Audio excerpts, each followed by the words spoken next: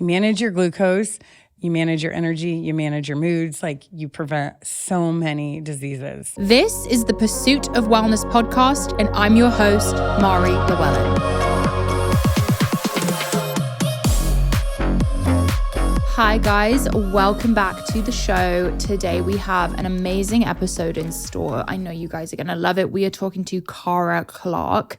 I flew to Nashville to speak with Cara. She is an integrative nutritionist, also a celebrity nutritionist to clients like Carrie Underwood. She's a wellness educator and certified in sports and clinical nutrition, blood chemistry, and integrative health. She has helped thousands of clients, from group challenge participants to celebrities to Olympic athletes and NBA and MLB draft prospects, to feel better in their bodies by moving away from dieting and instead understanding the connection between what we eat and how we feel. She had such a good perspective on food and nutrition. I feel like we really connected right away, not just because she brought me energy balls. Guys, I walked in the room and Cara had brought me these delicious energy balls, which is exactly what I needed because I had like 4 podcasts in one day in Nashville, and I just thought that was so cute. She also has 4 daughters. It may be 3, but I think it's 4. So she's a mum. She's incredible. She's a superwoman. And I just love her approach to health. We talked about so many different topics.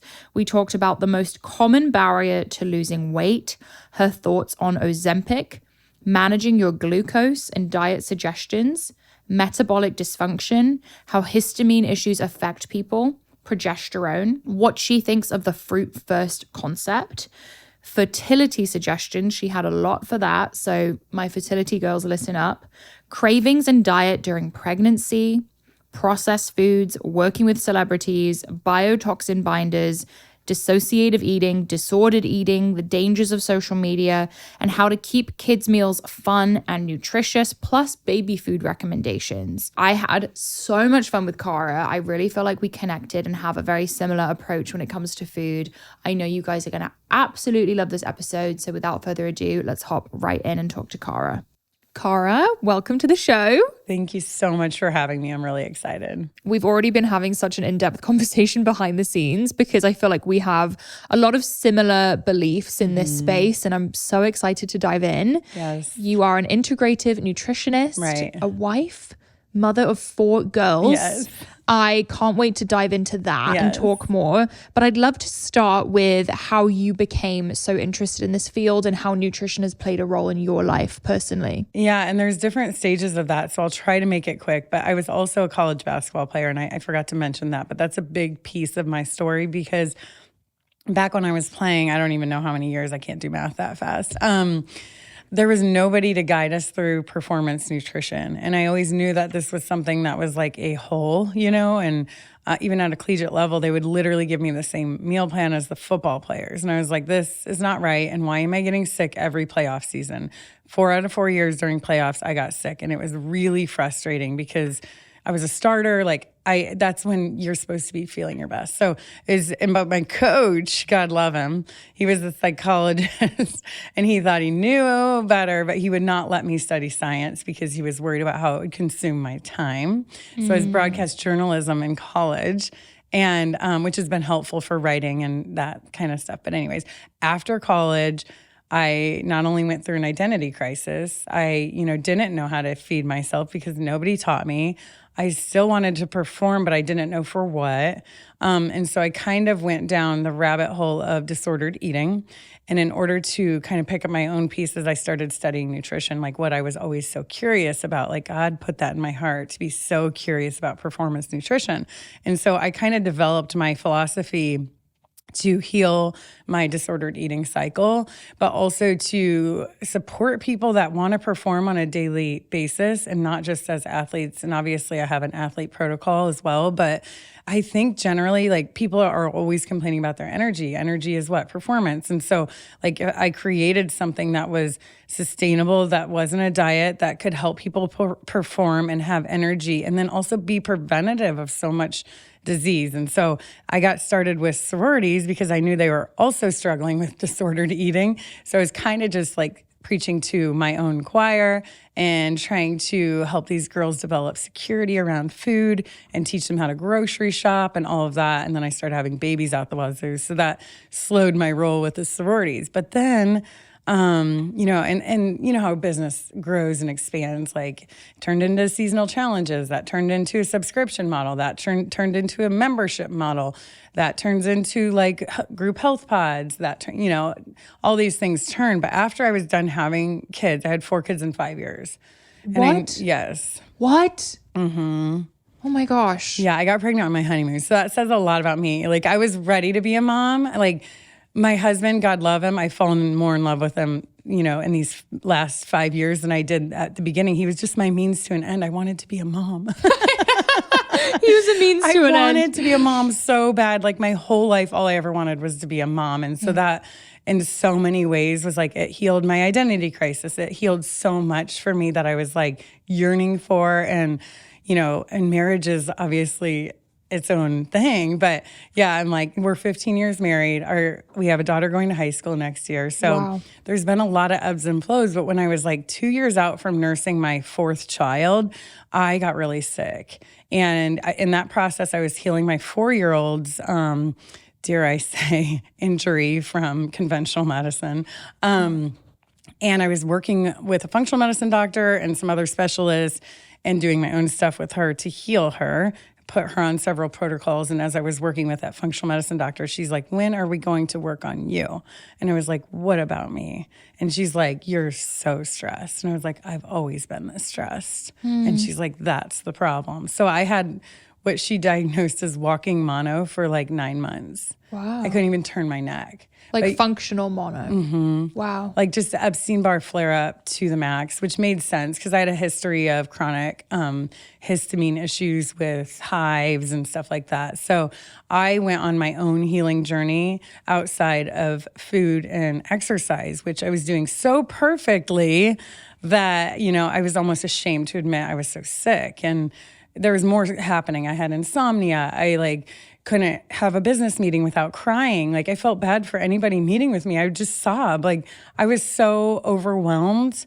I never asked for a career, for one thing. And then all these people just kept coming.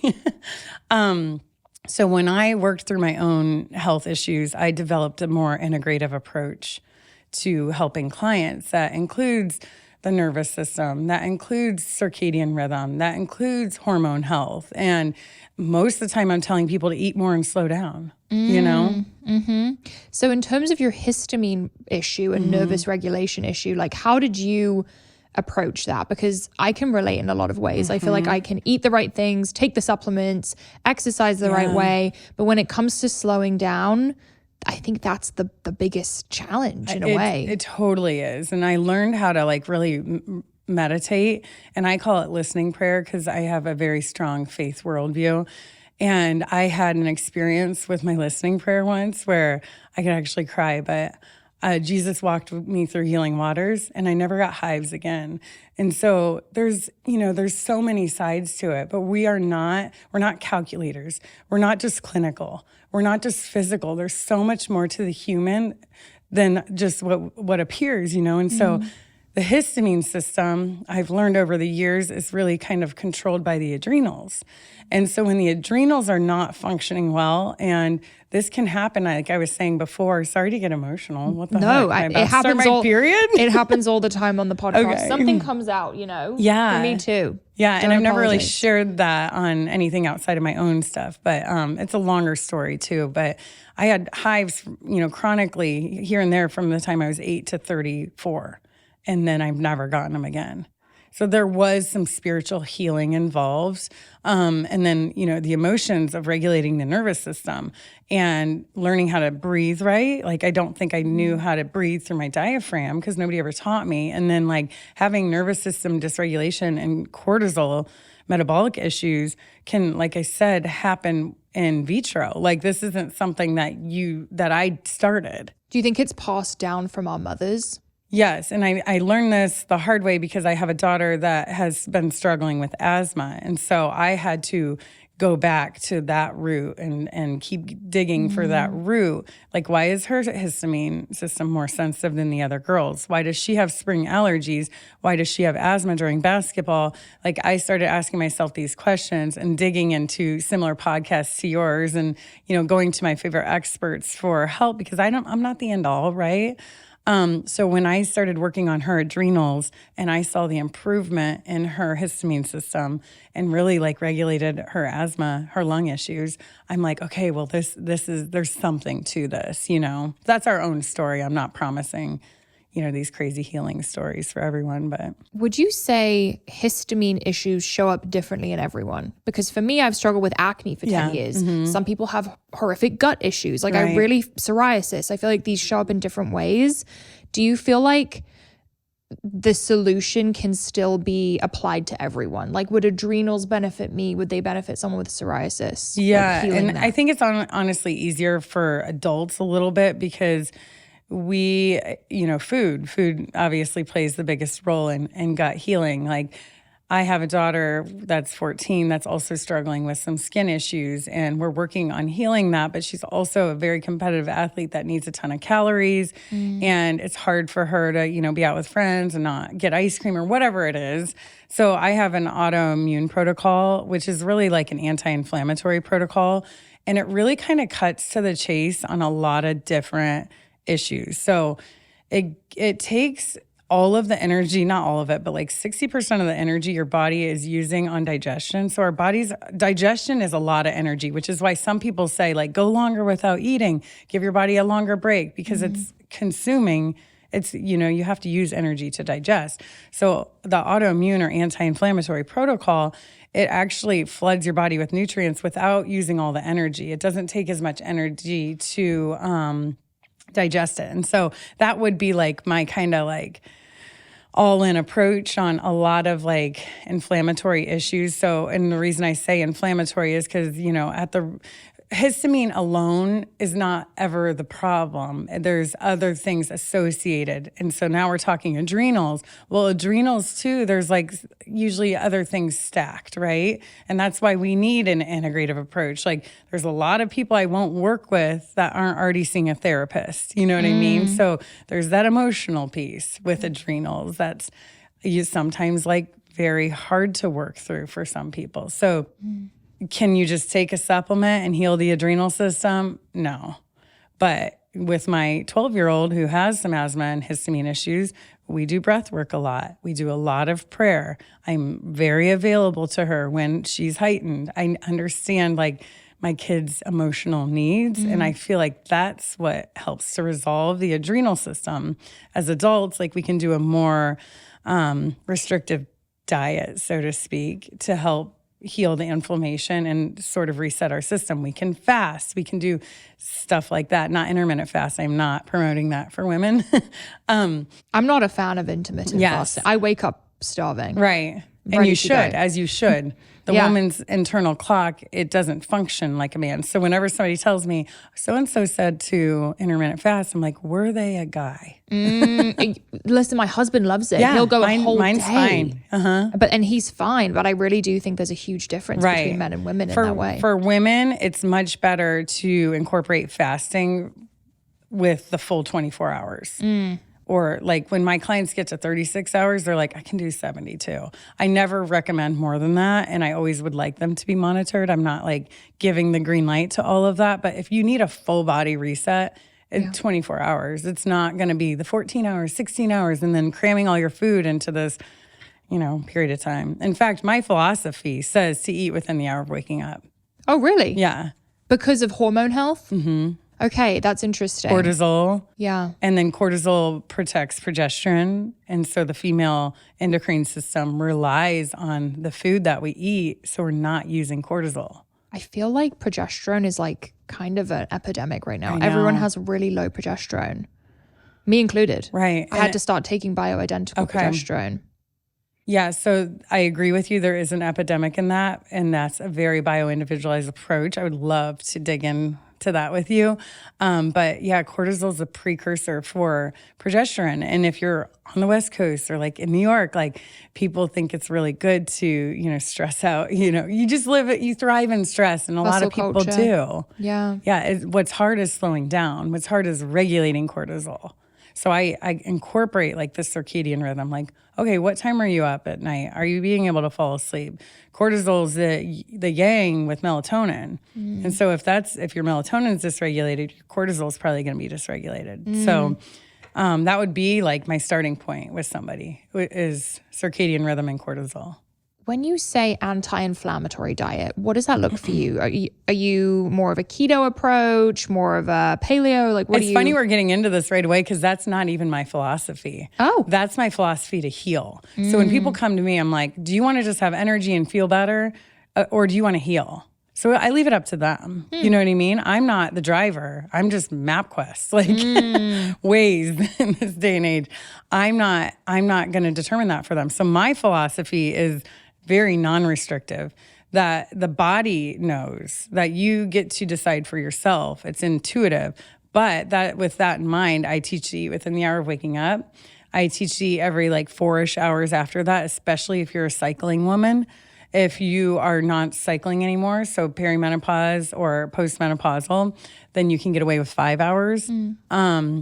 And you can get away with some other things too, but that's another conversation. So eat within the hour of waking up. Every 4 hours after that, always combine your macros. So here's my big one is you manage your glucose, you manage your energy, you manage your moods. You prevent so many diseases by utilizing the glucose, by getting it to your brain, by getting it to your liver, by not driving your pancreas on insulin production. So managing glucose, in my opinion, is the king of everything. So if you're going to have, let's say, fruit, you'd want to pair it with protein as well and fats. Have you seen this concept that some people follow of fruit first? Yes, I have. And that's kind of actually an older concept. I know the girl's name, but I'm not going to say it.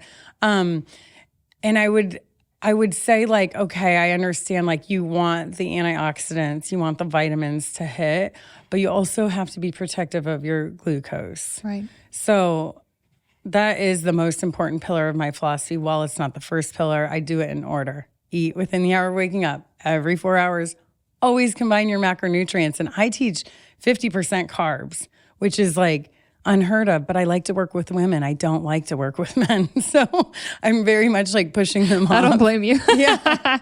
And then eating 5 colors a day. So we kind of talked about how you grew up eating and you were the meat and potatoes and sandwich and bread kind of person. Same. I grew up in the Midwest of America. Same thing. But eating 5 different colors a day adds the variety to our gut microbiome, but also the antioxidants, the different fruits and vegetables. So yeah, I'm not a fruit first person, but I'm also not super particular on the order as long as it's all eaten within the same 30 minutes. Our body's not as particular as we think. We're not calculators. We can't calculate calories. Calories are information. They're like a messenger, just like a hormone, So then we teach people to drink about half their body weight in water, a pure water, adding a little Celtic salt. So that's kind of we're going to hydrate the whole body so that your hair shines and your skin shines and you're getting water into the cell, which needs a little sodium. I really love your approach. I feel like a lot of people in this space tend to be quite intense, and I even fall in the trap sometimes because I have so much information coming at me. It's easy to get really controlling with the order we eat our food, the supplements we take, and at the end of the day, we just need to be also managing the cortisol, and that kind of defeats the whole purpose if we're being so anal about everything we do. Yeah, when people hang out with me, they're like, oh, you live a little bit more loose than I expected. Well, yeah, the whole point is live more, feel better, live more. And that's what I've kind of taught forever. And then even with exercise, we obviously include that as part of our philosophy, but a lot of times we're telling people to do less.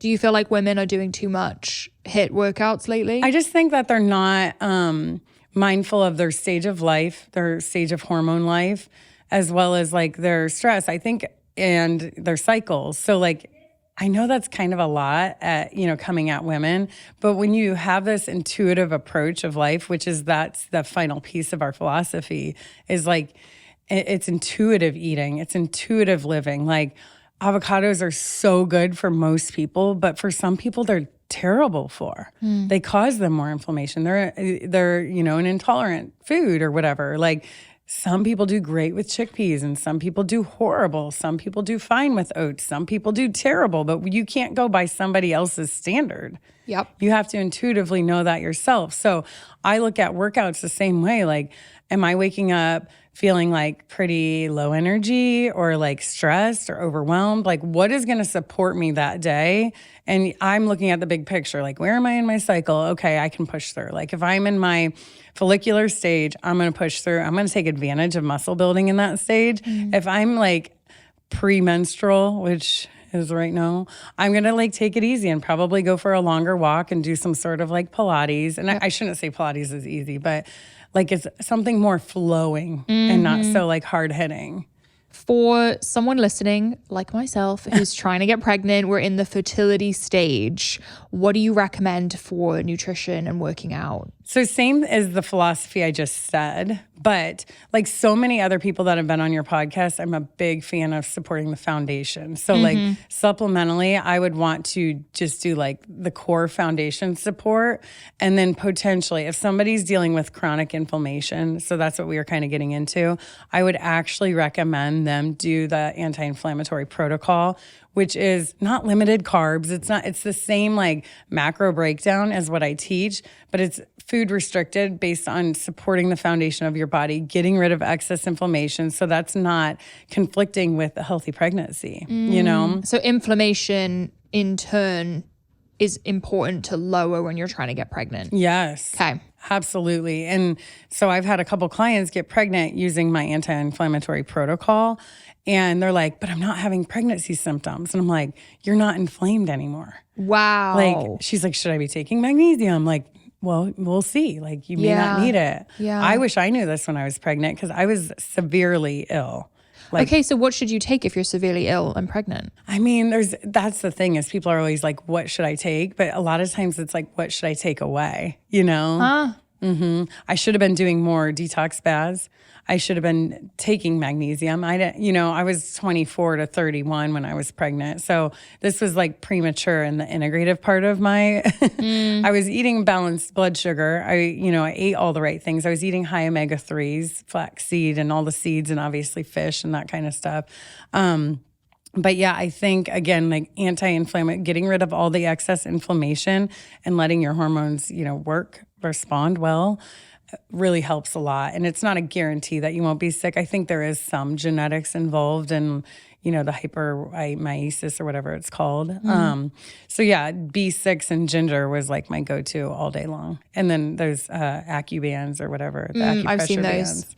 How do you handle pregnancy cravings? Because I see on TikTok and other, pregnant influencers, this might be controversial to say, I'm just going to say anyway, but I often see women who are pregnant sort of like caving to these cravings that are kind of extreme, like the Chick-fil-A and high sugar, like processed foods. And that makes me sort of cringe a little bit. Yeah. I guess because I'm trying to get pregnant and in my head, I'm like, oh, if I'm so lucky to get pregnant, I would never eat something like that. Well, and it's good that you understand that and see that because I have so many people that are like, can I do your program if I'm pregnant? I'm like, not only can you, but you should. You should. Like now is the moment. You should be flooding your body. You're growing a human. Yes, exactly. But people don't see it that way because, the standard was when I was having babies, 10 years ago, you need to gain 25 pounds. You need to gain this much weight. And so people think, like my mom was telling me at one point, you need to drink a milkshake. Oh. And I'm like, how does that support the end goal here? Like, because I only gained like 12 to 15 pounds, but my babies were still like 7 to 8 pounds a week early. There is this conception that you have to double the amount you eat. No. And I was speaking about it with my friend Celeste who has a baby. And she was like, oh, no, it's literally like a couple hundred calories more, if they say anything. 1.15. Which is kind of sad. I was really excited to kind of like bulk up, but you know. You know what, though? You will have a very intuitive approach. And the nice thing about like Cravings is there's always a healthy alternative. Maybe not at a fast food restaurant, but like we've come so far with recipe development. There's always a healthy alternative. Yeah. Yeah. Like go make your own panko chicken crusted whatever. Chick-fil-A sandwich or yes. a dark chocolate strawberry or something. Right. Like I have so many, like I have a whole dessert book, you know, with peach cobbler and stuff like that. And I don't restrict, right? And I think that's the whole thing is people let themselves like think that because that's what the system has told them. Let's talk about weight loss.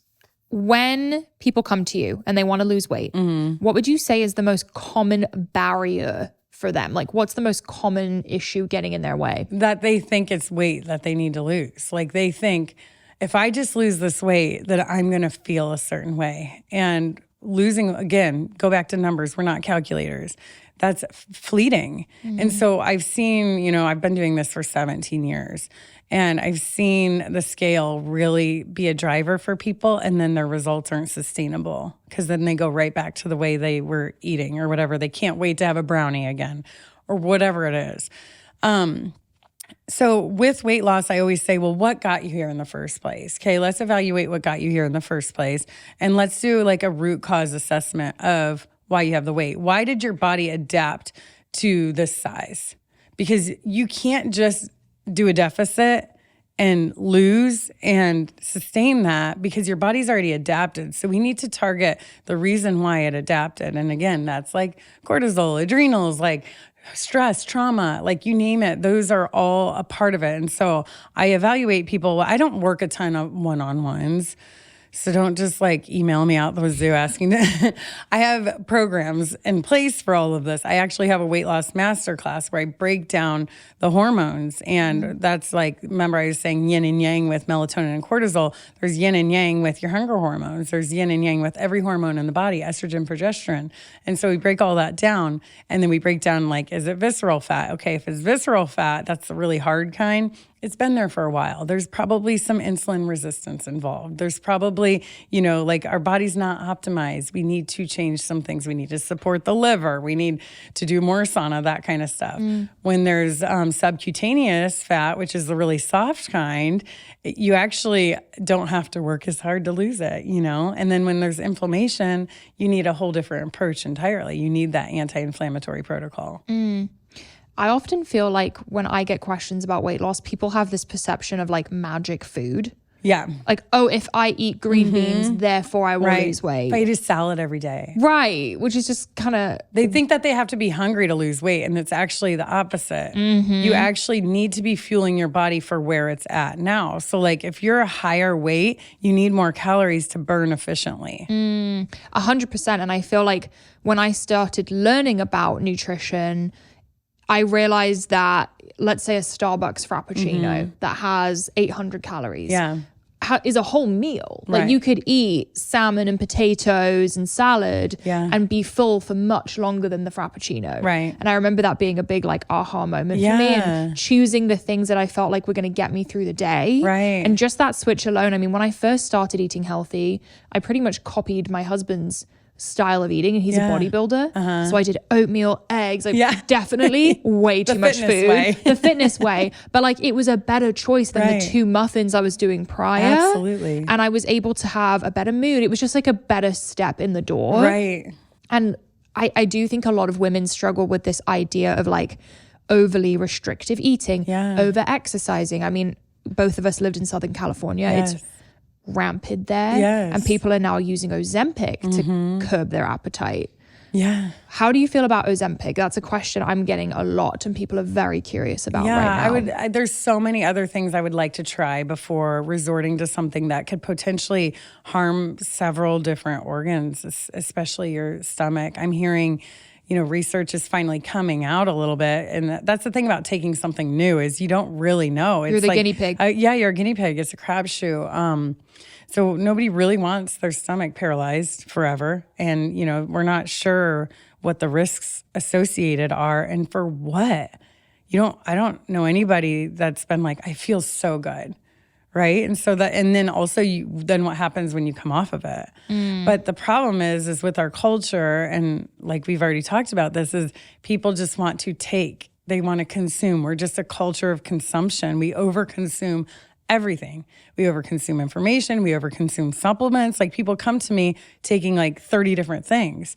And so they're looking for the next best thing that they can consume that's going to give them what they want. And, losing your muscle tone, like you're risking your musculoskeletal system. There's just so many risks, in my opinion, associated. I would love to try so many other options, including the anti-inflammatory approach.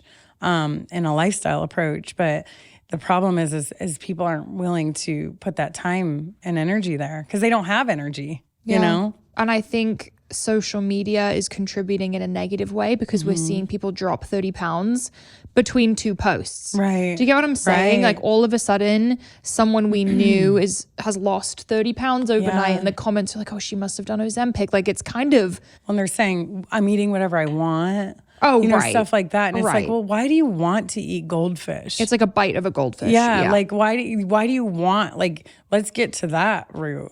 How do you feel about processed foods? Like, what would you tell someone who comes to you who's eating a majority diet of processed foods? Yeah, it just so I was telling you before we started recording. Sorry, you guys missed out on such a good conversation. Such a good convo, you guys. Recorded. It's exclusive. It's exclusive content. So I always look at somebody's like food log, for instance, or I take a day in their life and I try to adapt it so that it's easy for them to adjust to. I don't think most people are capable of 180s in their life. And so there are some options for processed food. Or like, for instance, I just sent a client, he's in the music industry, going on tour for a month with minimal control. We utilized a lot of healthy processed foods, like bars and that kind of stuff. So I don't know if that's what you mean by processed foods, but like simple meals, like Siete, like there's good brands out there that are doing what I would do if I were to like make a homemade cracker or homemade chip, which I'm never going to do. I love that you're saying this because I do think there's this like umbrella, like no processed foods ever. And currently I'm traveling from Austin. I'm eating a bar, I'm doing what I need to do to feel good about my choices. And I think a lot of time with the fear mongering online, it's like, well, if you don't like what the options are, make it yourself. And you know what I'm saying? Yeah. And that really pushes people away because they're like, I don't want to spend, I heard on average people spend 3 hours a day in the kitchen. Oh, you know how many people? I think I do. Yeah, I do too. And I don't mind, but not everybody wants to. I enjoy it. Yeah. I'm there by choice. Right. I am too. I don't feel good when I eat out. So like when I go on the road, which is every weekend with my kids' sports, I have bars, I have oranges, I have apples. Those travel easy. I have all the things, hard-boiled eggs, like things that travel easy, hummus, vegetables. But yeah, you have like Simple Mills crackers or like another cracker similar to that. So yeah, and I love chips. I'll be very honest. Like chips are kind of a vice for me. Like She's if I'm a chip gonna girl. I am. I like salty stuff. I like butter and I like salt. Oh, that's me. Yeah. A savory girl. Yes. I call it butter babes. Yes. Yes. So like if I'm going to have a cookie or a baked good, like it needs to be semi-sweet and super buttery. Yeah. Like a croissant is like everything. You can't eat a croissant in America. No, you cannot. No, you cannot. Actually, so sad. wild grain. Have you heard of wild grain? Yeah, I have. So good. Really? Because you just put them in the oven for 20 minutes. Okay. They actually sponsor the show, but this is not sponsored. Yeah. Like I am obsessed with it. Okay, that's good to know. I make them for my husband every weekend. It's like his little... Yeah, cheat I meal. have a gluten-free entirely one kid. And she loves croissants. Oh, are they gluten-free? Oh, are they? I Croissants? don't know. They can be. So wild grain's not. They're just No, more... it's not. It's not, but it's good ingredients, Okay, yeah, I'll check it out for sure. The bread that we get from Colorado, it's called Outside the Bread Box. If you butter that bread up, it tastes like a croissant. No. It's so good. And Outside it's the only bread got box. like 5 ingredients. No way. I need to check that out. Yeah, so I rely on like processed foods. You know what I mean? Like I don't, obviously I make most of my foods and most of it comes from the refrigerator, but I would be lying if I said that It all did. I love that. Even with lentils, like sometimes I'm going to buy the pre-made version and not soak them for 24 hours. My brain doesn't work that way. So I have to just do the best I can with what I have. And it's also about doing the best like most of the time and then giving yourself grace when you can't. Right. I always say consistency pays interest. That's like my new favorite phrase because my husband's in finance. So we talk about interest and stuff like that a lot. And I'm like, no, in my world, consistency pays interest. Yeah. Like if you do this like 75% of the time, then that 25% is like accumulated interest. Like it's forgiven. Yep, 100%. So you just mentioned that you're working with a music artist on tour. And I know you're Carrie Underwood's personal nutritionist. So I'm friends with Carrie Underwood. Got it. Yeah. So does she follow my teachings perfectly? No, but I would say that she probably tries a lot. But it's hard on the road. I've seen her do so good. Like I've been there. But I wouldn't say I am her personal nutritionist. She doesn't totally listen to me.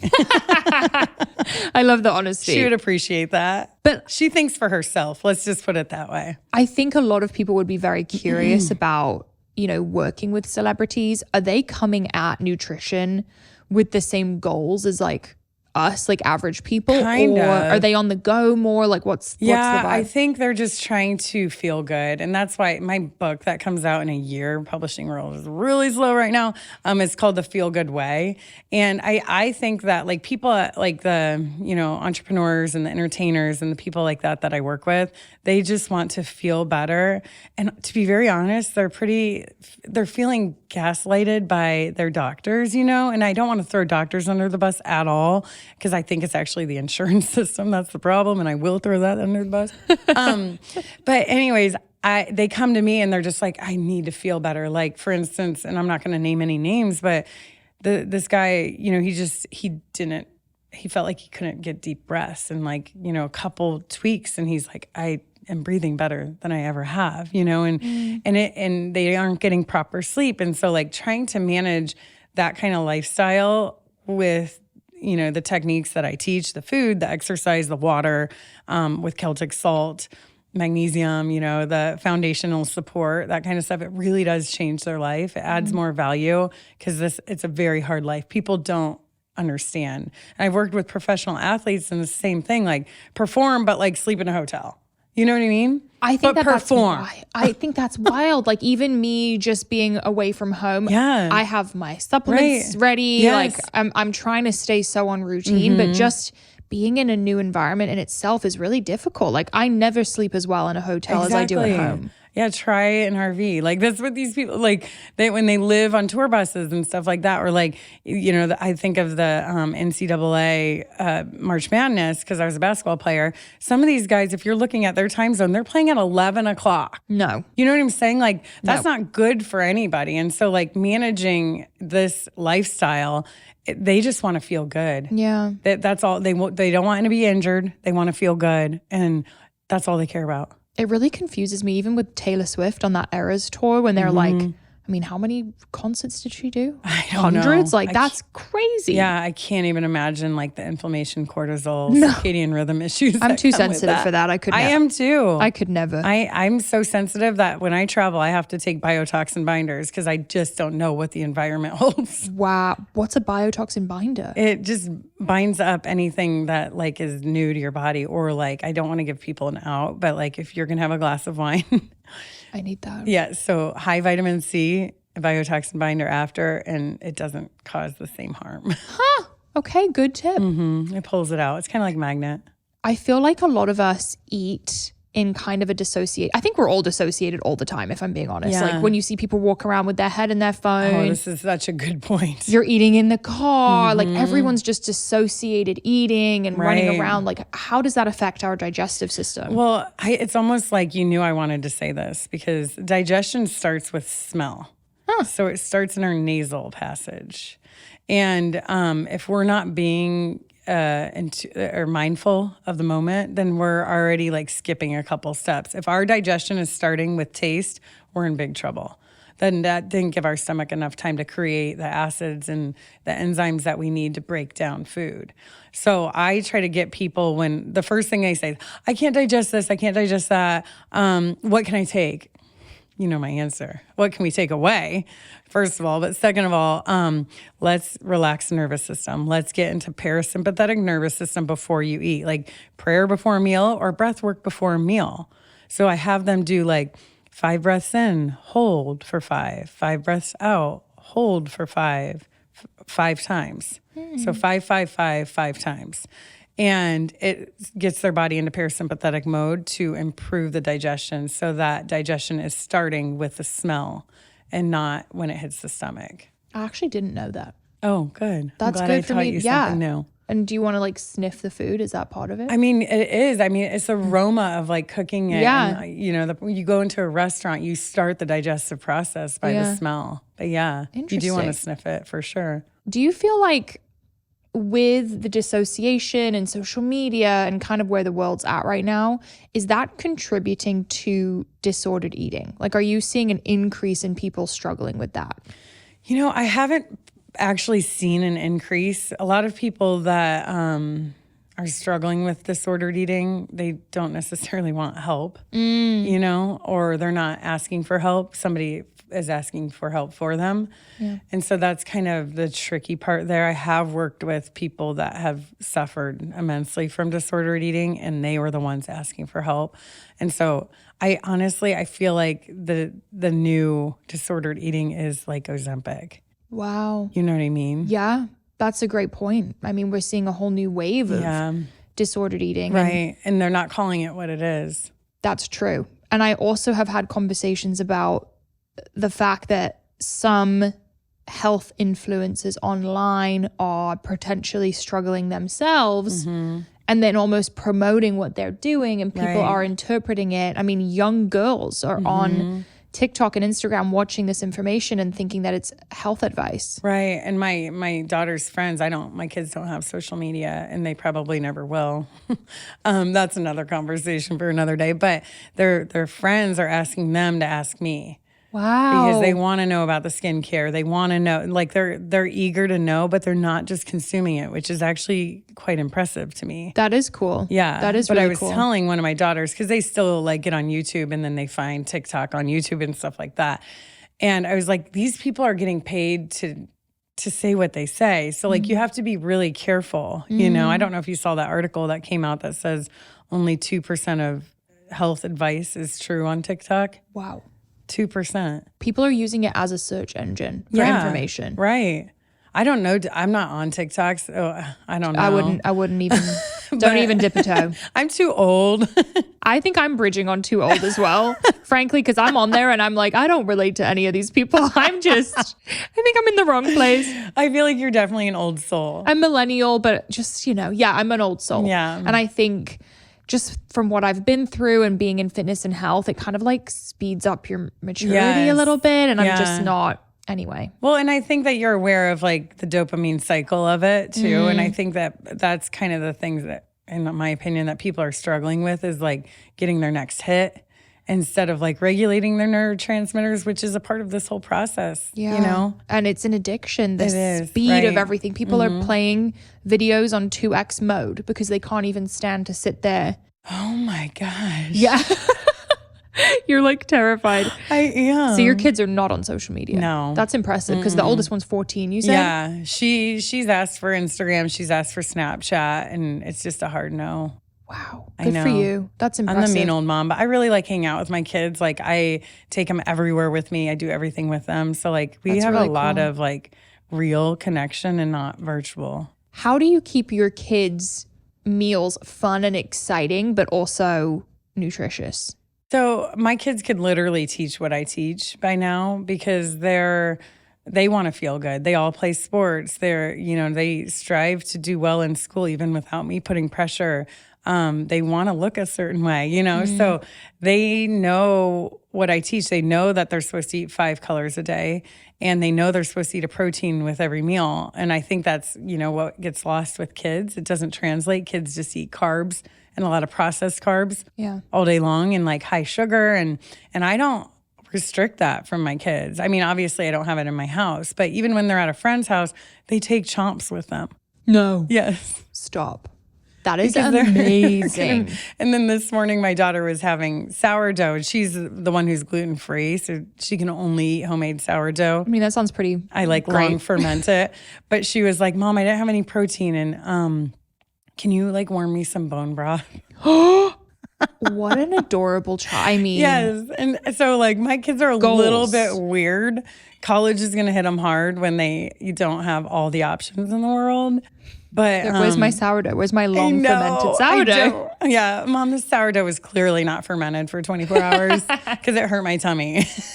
So when it comes to the kids, I'm teaching them the basics, like how to fuel your body, like how to have healthy hair. They all have really like shiny, long, thick hair. And like that's part of it. Like your cells can only function optimally when we are fueling them. My youngest hates when I say fueled because she says that's not a word, that's a nonsense word, fueled. I was like one time on the way to practice, do you feel fueled enough by the food you ate? Because she didn't get a whole dinner in. She just had like a snack. And she's like, fueled is not a word. It's a nonsense word. I think it is a word. It is a word, but she doesn't get it yet. Yeah. She still knows. My youngest is 8, and she still knows like, I'm gonna have a couple nuts with my oranges. That's incredible. Yeah. That is incredible. Yeah, they know what carbs are. They know what protein is. They know what healthy fat is. And like, that's what we have at our house. Yeah. But we still have like those llama whatever ice cream cones that are gluten and dairy free from Sprouts. Oh my God, amazing. They're so good. I love that. That sounds like a really healthy approach. Yeah, and they eat acai bowls homemade every single morning. Yeah. Yes. Out of curiosity, how did you handle baby food? Because I feel like baby food, there's not a lot of options. Am I right in saying that? Yeah, I just always did real food. And I didn't necessarily do like the baby-led weaning because that was a little bit premature for me. But I just did like smashed avocado and smashed bananas and smashed eggs and stuff like that. Nice. I fed them when I was feeding, but I kind of like processed it a little bit. Okay. So we would get the pouches for just easy access, like Once Upon a Farm or whatever. That's what I was going to say. I think those are still available. Yeah. But we never did like the jars, and we never did the cream of whatever rice or whatever they want you to Right. kids. Yeah. Because when you look at the packaging, a lot of it's really high sugar, and that always surprised me. Right.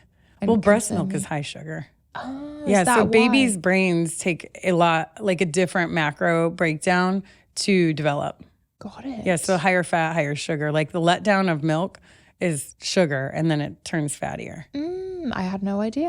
So realistically, they should be eating more sugar. A little bit. Got it. Yeah. Okay, good But it to know. still needs balance. Like even breast milk is naturally balanced. Higher in protein. No fat.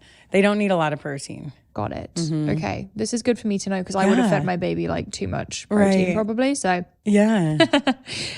do you mind if we do a little fan Q&A because the girls had a lot of questions? Really? Yeah, let's do it. Let's do kind of a rapid fire. Okay. Best foods or diet protocol for postpartum? What I teach, and it's not necessarily the foods, but the philosophy. 5 colors a day, pairing your macros.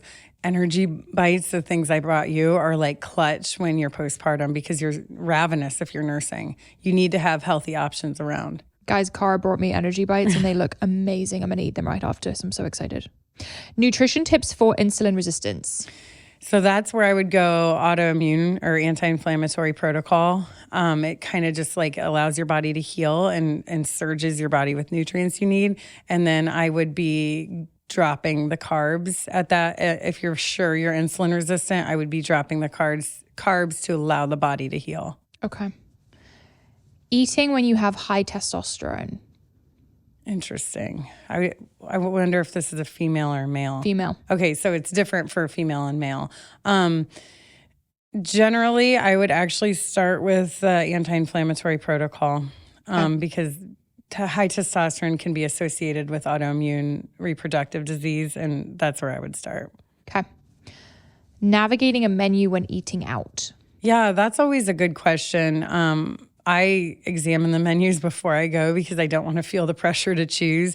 But obviously people go with like a salad, but a lot of times I go with like a fish option and then choose my own sides.